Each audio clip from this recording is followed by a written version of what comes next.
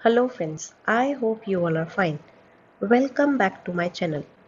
इस वीडियो में हम सेक्शन 124 से 128 कवर करेंगे। सो बिना टाइम वेस्ट करे हम स्टार्ट करते हैं। सबसे पहले आता है सेक्शन 124। 124 किस बारे में कहता है? 124 कह रहा है कॉन्ट्रैक्ट ऑफ इंडेमनिटी को इसने डिफाइन किया है। कह रहा है, हम पहले थोड़ा सा सेक्शन पढ़ते हैं क्या कह रहा है। अ कॉन्ट्रैक्ट बाय विच एक पार्टी प्रॉमिस करती है to save the other from loss cause to him by the contract of the promiser himself और by the conduct of any other person is called a contract of indemnity. Indemnity मतलब क्या होता है? एक बंदा, मतलब ये एक है प्रॉमिसर और एक है प्रॉमिसी। ठीक है, जब एक बंदा प्रॉमिस करता है, मतलब प्रॉमिसर प्रॉमिस कर रहा है। अब किसको प्रॉमिस कर रहा है? प्रॉमिसर किसको कर रहा है? प्रॉमिसी को प्रॉमिस कर रहा है। क्या प्रॉमिस कर रहा है? कि मैं तुझे लॉस से बचाऊंगा, जो भी तुझे लॉस होएगा। कॉज टू हिम मतलब प्रॉमिसी, जो भी तुझे लॉस होएगा मैं तुझे लॉस से बचाऊंगा। या तो मेरी खुद की वजह से तेरे को कोई लॉस हो रहा है, या किसी और पर्सन की वजह से अगर तुझे लॉस हो रहा है, that is called to be contract of indemnity. आगे बढ़ने से पहले मैं ये बता देती हूँ, ये पूरी as it is bare act की ही लैंग्वेज है, तो आप अपना बेयर एक्ट साथ में लेकर ही बैठना। ओके, अब हम आगे इलस्ट्रेशन से समझते हैं इसको।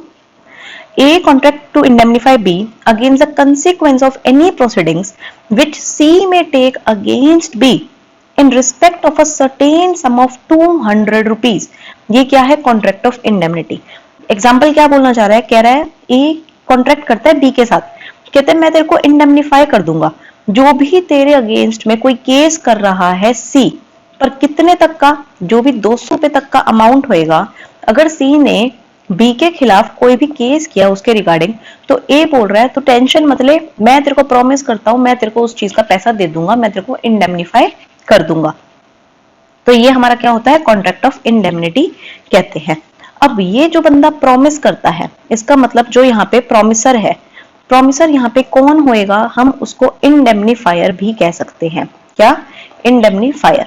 और जो दूसरा बंदा है प्रॉमिसी, उसको हम बोलते हैं इंडेमनिटी होल्डर। तो इंडेमनिफायर कौन हो गया? जो प्रॉमिस कर रहा है कि मैं तेरे को पे कर दूंगा, मेरी वजह से, प्रॉमिसर की वजह से अगर कोई लॉस हो रहा है, या थर्ड पर्सन की वजह से अगर कोई लॉस हो रहा है।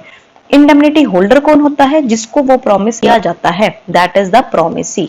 ओके, अब हम देखते हैं सेक्शन 125। सेक्शन 125 ज्यादातर बच्चे स्किप कर देते हैं, बट इसकी लैंग्वेज बहुत इजी है, एक बार समझ के पता लग जाएगा। देखो, rights of indemnity holder when sued. Indemnity holder मैंने जस्ट अभी बताया कि जो प्रॉमिसी होता है हम उसको कहते हैं इंडेमनिटी होल्डर।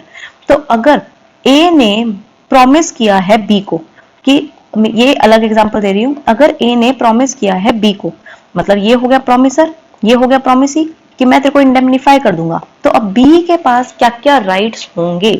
राइट्स क्या होंगे? Promisee in a contract of indemnity, जो अगर स्कोप ऑफ हिज अथॉरिटी, मतलब जो उसको पावर दी गई है प्रॉमिसी को, अगर उसी अथॉरिटी में वो काम करता है, वो एंटाइटल्ड है, उसको प्रॉमिसर से रिकवर होगा। क्या रिकवर होगा?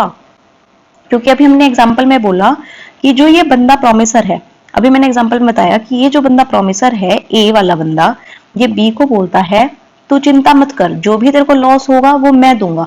तो किस चीज का लॉस? कह रहे हैं 125 में कि जो भी डैमेज हो रहा है, किसको? बी को। बी कौन है? प्रॉमिसी है। प्रॉमिसी कौन है? इंडेमनिटी होल्डर है। तो जो भी तेरे को डैमेजेस हो रहा है, which he may be compelled to pay in any suit in respect of any matter to which the promise to indemnify apply।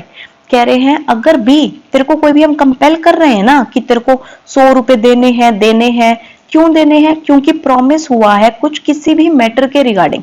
तो प्रॉमिसर कह रहा है टेंशन मत ले, मैं तेरे को तेरे पैसे दूंगा, जो भी डैमेज हुआ है, जो तेरे से जबरदस्ती अगर 100 रुपए ले रहे हैं तो टेंशन मत ले, मैं तेरे को दूंगा क्योंकि मैंने तेरे को प्रॉमिस किया है।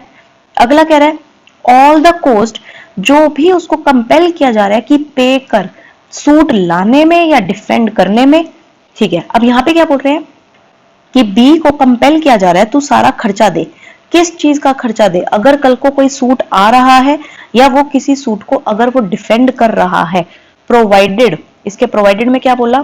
प्रोवाइडेड क्या कह रहा है? कह रहा है अगर उसने ऑर्डर्स जो है प्रोमिसर द्वारा दिए गए कोई भी कॉन्ट्रावीन ना करे हो, मतलब अगर जो प्रोमिसर बोल रहा है प्रोमिसर के ऑर्डर को वायलेट ना करा हो, plus promisor authorized him to bring और डिफेंड द सूट, प्रोमिसर ने उसे खुद ऑथराइज किया हो, हाँ भाई जा तू सूट को डिफेंड कर या तू सूट को इंस्टीट्यूट कर, तो जो भी उसका खर्चा होएगा, कोई भी कॉस्ट होगी, कौन देगा? प्रोमिसर देगा। किसको देगा? प्रोमिसी को देगा। Okay, just wait. फिर अगला पॉइंट क्या कह रहा है हम वो देख लेते हैं। अगले में बोल रहा है सारा सम which he may have paid under the terms of any compromise of any such suit, अगर बी ने कोई भी पैसा दिया है किसी सूट में कॉम्प्रोमाइज करने के लिए, जो उसको कोई भी सम उसने पे किया है, किसने पे किया है? बी ने पे किया है, तो वो पैसा कौन देगा? बी को। वो सारा पैसा ए देगा। ए कौन है? प्रोमिसर है। प्रोवाइडेड, इसमें भी क्या बोल रहे हैं कि compromise was not contrary to the orders of the promisor, मतलब जो बी ने कॉम्प्रोमाइज करा है कोई भी सूट में, वो जो है कॉन्ट्रावीन ना कर रहा हो किसके ऑर्डर्स को? ए के ऑर्डर्स को, प्रोमिसर के ऑर्डर को। प्लस इसमें ये क्या बोला? और अगर promisor authorized him to compromise the suit, और क्या बोला कि प्रोमिसर ने, ए ने इसको अथॉरिटी दी हो इस चीज की, हाँ भाई जा तू क्या कर, सूट को कॉम्प्रोमाइज कर ले, जो भी तेरा खर्चा होएगा तू टेंशन मत ले, मैं दूंगा। तो इस 125 में किसके राइट्स बताए? हमें इंडेमनिटी होल्डर के राइट्स को बताया, दैट इज यहाँ पे हमारे केस में कौन है? बी। ओके, अब हम देखते हैं सेक्शन 126। ये तो था 124 और 125 हमारा किसके बारे में था? 124 और 125 इंडेमनिटी के बारे में। अब हमारा स्टार्ट हो जाता है गारंटी। ठीक है, गारंटी। हम पहले इसमें 126 पढ़ते हैं, गारंटी क्या बोल रहा है। Contract of guarantee, surety, principal, debtor and creditor. Okay, कह रहे ये एक ऐसा कॉन्ट्रैक्ट है टू परफॉर्म द प्रॉमिस, कि तुम्हें या तो प्रॉमिस परफॉर्म करना है या कोई लाइबिलिटी है उसको कंप्लीट करना है, उसको डिस्चार्ज करना है किसी थर्ड पर्सन की, in case of his default, अगर उसने कोई गड़बड़ करी, उसने कोई डिफॉल्ट करी, तो जो प्रॉमिस है या लाइबिलिटी है अब बेटा तू पूरा करेगा, ये बोल रहा है। फिर कह रहा है the person who gives the guarantee is called surety, person जिसके डिफॉल्ट में गारंटी दी जा रही है is प्रिंसिपलेटर, and the person to whom guarantee is given is called the creditor. A guarantee may be either oral or written. Okay, suppose A और B, A क्या है यहाँ पे? क्रेडिटर है। ठीक है, ये कह रहे हैं ठीक है मैं तेरे लिए काम करने को रेडी हूँ। ओके, मतलब तू मेरे लिए काम कर। क्रेडिटर कह रहा है किसको? बी को। अब बी ने अगर वो कल को प्रॉमिस नहीं किया या लाइबिलिटी डिस्चार्ज नहीं करी, बी की गारंटी किसने ली थी? सी ने। सी ने कहा था ए को, क्रेडिटर को, सर जी टेंशन मत लो, अगर बी आपका प्रॉमिस नहीं करेगा या लाइबिलिटी जो है अगर आपकी डिस्चार्ज नहीं करेगा या प्रॉमिस फुलफिल नहीं करेगा, तो सर जी आप टेंशन मत लो, मैं बैठा हूं, मैं परफॉर्म करूंगा। यहाँ पे सी कौन हुआ? यहाँ पे सी हुआ श्योरिटी। अब श्योरिटी की डेफिनेशन क्या बोली इन्होंने? पर्सन जो गारंटी दे रहा है, तो इसने गारंटी दी तो ये हो गया श्योरिटी। कह रहे हैं the person in respect of whose default it is given as principal debtor. मैंने क्या बोला? अगर सर जी इसने परफॉर्म नहीं किया तो मतलब ये बंदा कौन है? ये है हमारा प्रिंसिपल डेटर। फिर हमने बोला person to whom guarantee is given, ये हमारे सर जी कौन है? ये हमारे सर जी हैं क्रेडिटर। ओके, अब आ जाओ सेक्शन 127 पे। 127 क्या बोल रहा है? Consideration for guarantee. देखो कंसिडरेशन में क्या बोला? एनीथिंग डन और any promise made for the benefit of the principal debtor may be a sufficient consideration to the surety for giving the guarantee। कह रहे वो sufficient consideration हमारा माना जाएगा। बोल रहा है कि अगर कोई भी चीज तुम कर रहे हो पर किसके बेनिफिट के लिए होना चाहिए? प्रिंसिपल डेटर के बेनिफिट के लिए होना चाहिए, वो हमने सफिशिएंट कंसिडरेशन मानना है। देखो इसको हम इस एग्जांपल के साथ देखते हैं। देखो सपोज अब यहाँ पे क्या हुआ? ए जो है वो क्रेडिटर है, बी प्रिंसिपल डेटर है, सी जो है श्योरिटी है।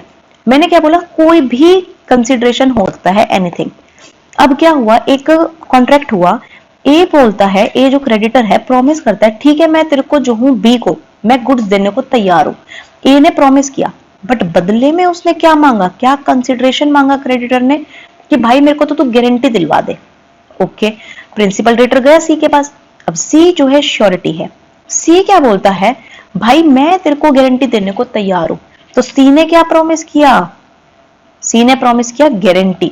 भाई मैं तेरे को गारंटी देने को तैयार हूं, कंसिडरेशन क्या मांगा बदले में, बोला तू उसको गुड्स को बेच दे।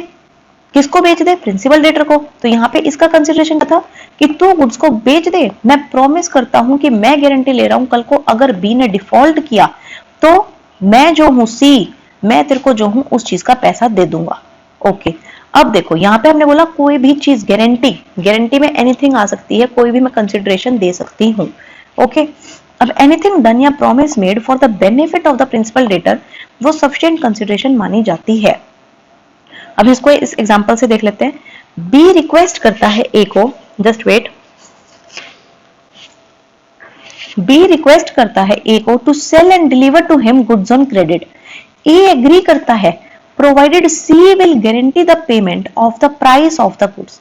सी promises to guarantee the payment in consideration of A's promise to deliver the goods. This is a sufficient consideration for C's promise. अभी जो जस्ट मैंने एग्जांपल यहां समझाया ये उसी को बताता है।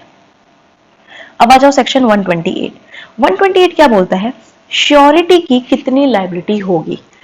ये भी इजी है, कह रहा है श्योरिटी की वही लायबिलिटी होगी जो एक प्रिंसिपल डेटर की होती है।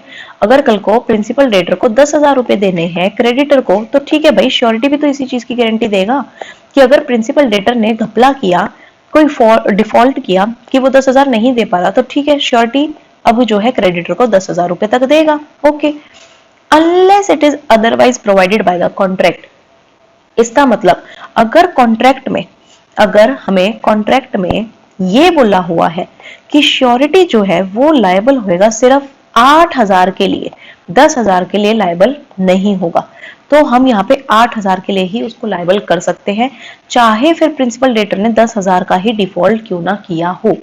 ओके, अब हमने बोला को एक्सटेंसिव। को एक्सटेंसिव मतलब श्योरिटी की लायबल बिल्कुल सेम होगी जो प्रिंसिपल डेटर की है।